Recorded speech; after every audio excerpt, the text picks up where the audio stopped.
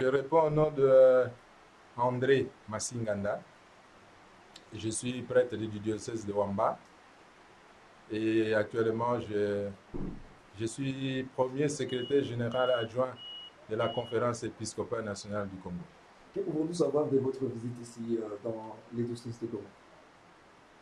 Oui, ma visite est une visite qui s'inscrit dans le message que les évêques adressent au peuple des dieux et en particulier ceux qui se trouvent à l'est du pays et ici à Goma, parce que la Cinco suit de près ce qui se passe à travers le pays, en particulier ce qui se passe dans l'est de notre pays.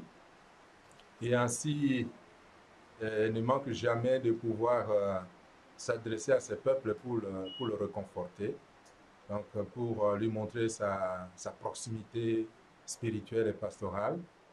Et alors, je suis venu justement pour que je puisse réitérer ce même message, donc envoyé par la Cinco, pour que je puisse renouveler ce message au peuple de Dieu, et leur dire que voilà, leurs pères évêques, leurs pères spirituels, à travers les 47 diocèses que compte notre Église familiale du Congo, que les pères évêques ils sont toujours proches d'eux, bien qu'ils soient loin de Goma, mais ils sont proches d'eux. Donc ils prient pour eux, ils prient pour que les choses changent, pour que la paix revienne dans cette contrée de la République. Et à cette occasion, les évêques m'ont demandé d'amener un colis, un petit colis, c'est un signe de solidarité, c'est un signe de partage, et surtout en ce moment de Noël, pour qu'on puisse apporter une aide à ceux et à celles qui sont dans le besoin.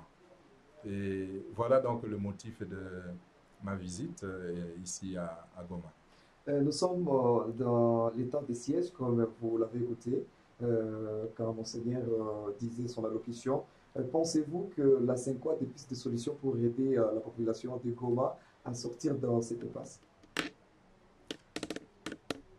Et je dois dire que d'abord, ce n'est pas la Cinco qui a décrété le temps de siège dans la province du Nord Kivu et de l'Ituri. C'est plutôt le chef de l'État, le gouvernement de notre pays.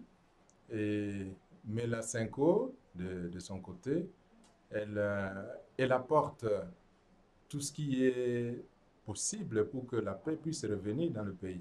La Cinco n'a pas de solution, j'allais dire magique, et solution toute faite. La Cinco initie des plaidoyers, mais aussi auprès de nos autorités, de nos gouvernants, pour qu'ils fassent tout ce qui est possible afin que le peuple de Dieu vive dans la paix, vive dans la tranquillité.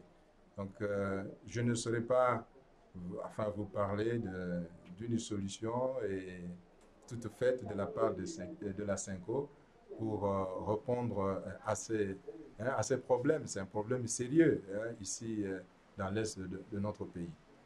Un message de compassion est élevé à tous les chrétiens du diocèse de Goma ainsi que la population du Nord Kivu.